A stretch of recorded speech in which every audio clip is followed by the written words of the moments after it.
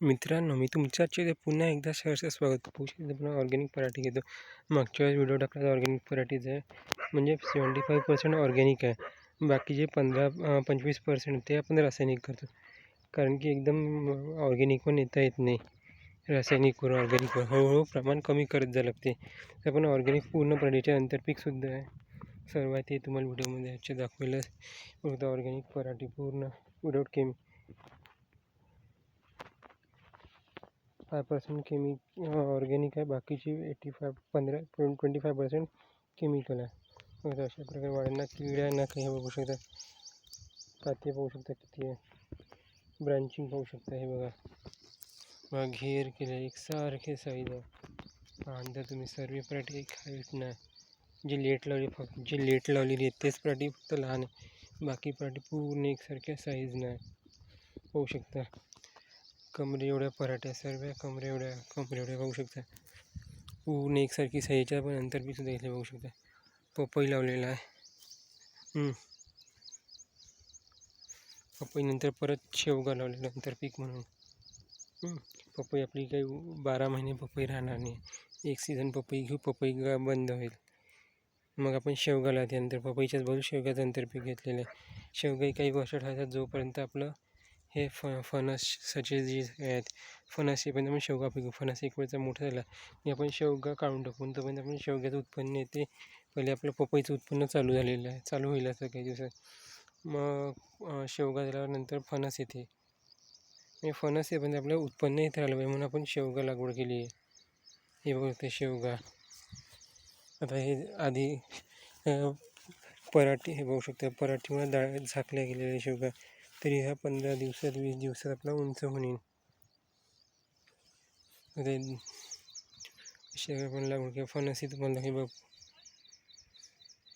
पूर्ण organic. 75% organic व 25% chemical आहे. याचे आपण आंतरपीक म्हणून नारळसुद्धा लावलेले आहे.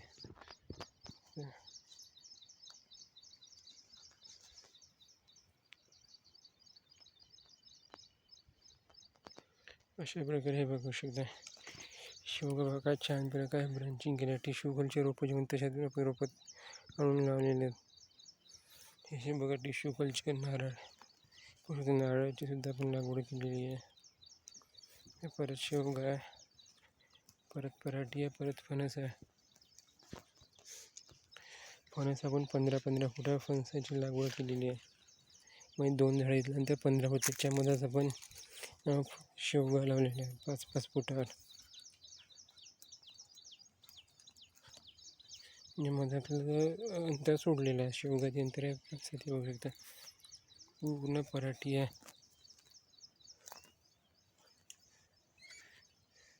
आणि हे पाहू शकता 20 mm ड्रीप आहे. अशा प्रकारे ड्रीपद्वारे आपण पाणी देतो. खतं वगैरे सर्व आपण पराठीला देतो ड्रीपद्वारे. लिक्विड खतं सर्व आपण ड्रीपद्वारे दिलेलं आहे. तर पण फक्त केमिकलची फवारणी दिली आहे सुरुवातीलाच. फक्त देखील केमिकलची फवारणी पराठीला दिलेली नाही आहे.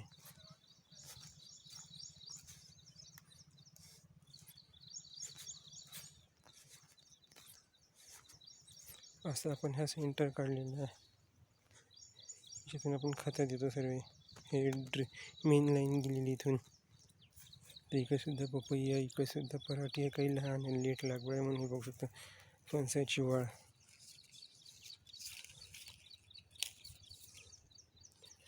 फणस आहे.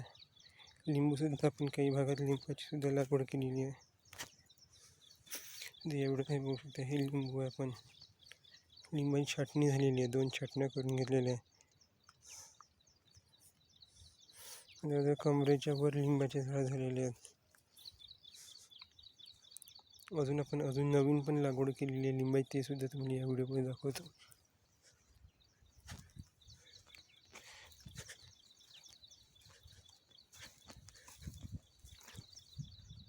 हे बघू शकता लिंबूची लागवड. हे लिंबू आहे, परत पराठी आहे.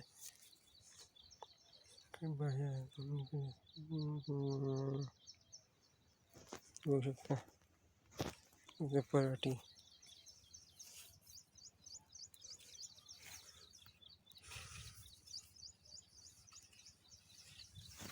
पराठीला काय मस्त हे पाते आहे सर्व आणि हिरवी कंच आहे. अशी नाही की पराठी पिवळी पडली बा काही फरक जाणवला असं काहीच नाही. हिरवी कंच पराठी आहे पूर्ण.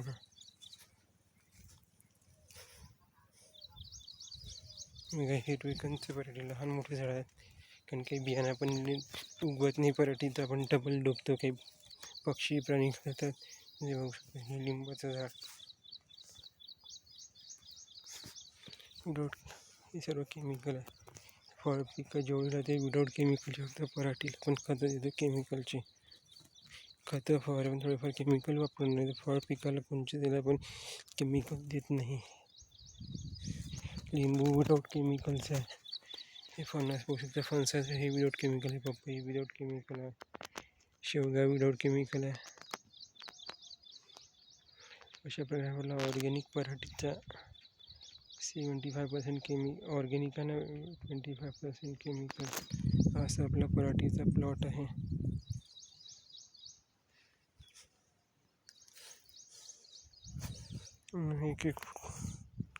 याची लागवड जी आपण 2-2 फुटावर केलेली आहे पराठीची लागवड.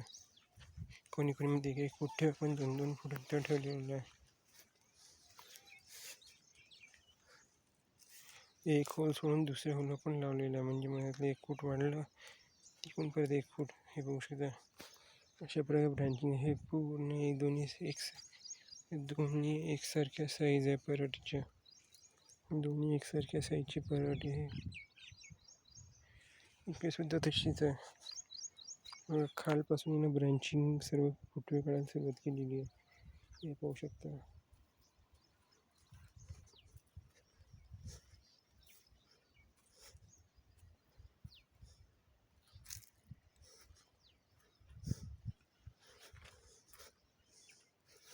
परत ह्या लिंबाची कटिंग करणार. हे जे लिंबूचे झाड दिसतात याची आपण डबल कटिंग करणार आहोत. 1-2 दिवसात करू वेळ मिळाला म्हणजे. आज व्हिडिओ तयार माहिती देऊन आलेला. तुम्ही बेलापासून बनवलेलं पोटॅशसुद्धा देऊ शकता. ऑर्गॅनिक राहते. बेलफळ जे राहते बेलफळाचं पोटॅश बनते ते सुद्धा तुम्ही हे देऊ शकता. म्हणजे एका व्हिडिओमध्ये तुम्हाला माहिती दिलेली आहे कसं करायचं काय करायचं. ऑर्गॅनिक पोटॅश पूर्ण बेलाचे पपई हे पराठी हे बघू शकता फणसाचं झाड. हे शेवग्याचं फळ कमरे एवढं झाले. काही झाड लहान कमरे जवळजवळ झाडं झालेले आहेत माझ्या. हे पण नारळ लावलेले आहेत. नारळ कसे शोषू पिकं नाही तर पण नारळ लावले. उंच नारळाचे उत्पन्न नारळ मोठे 10 ते 12 वर्ष पाहिजे तोपर्यंत आपला फणस येतो. फणस झाल्यावर नारळ चालू होईल. पूर्ण पपई आहे.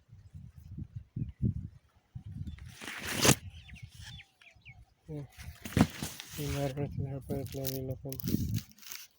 शेवगाचा व्हिडिओ आवडला असेल कृपया करून लाईक शेअर सबस्क्राईब आणि कमेंट करायला विसरू नये. जेणेकरून माझ्या यूट्यूब चॅनलवर माहिती पाहता येईल. तुम्हाला ऑर्गॅनिक कोणते प्रॉडक्ट पाहिजे असेल तिळ झालं तिखट झालं ज्वारी झालं उडीद झालं हे सुद्धा तुम्हाला मिळेल. माझ्या इथं अवेलेबल आहे सध्या. तर अशा प्रकारे ब्रँचिंग केली पराठीनं. फ्रेश पराठीनं कीड आहे ना काही. एकट दुकट पाणी खाल्ल्यासारखं आहे ते वातावरणामुळे झालेले. हे पूर्ण फ्रेश हे आहे. म्हणजे हे पूर्ण प्रढा 1 एकराचा कमीत कमी पराठी 1 बॅग आपण पराठीची लावली त्याचं पण नंतर पीक घेतलेलं आहे.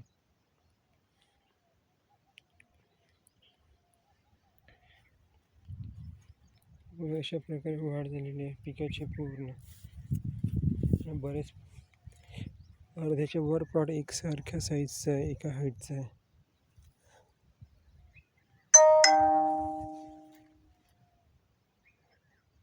जर तुम्हाला माहिती आवडली कृपया करून सबस्क्राईब करा. जेणेकरून माहिती मिळेल तुम्हाला माझ्या चॅनलवर.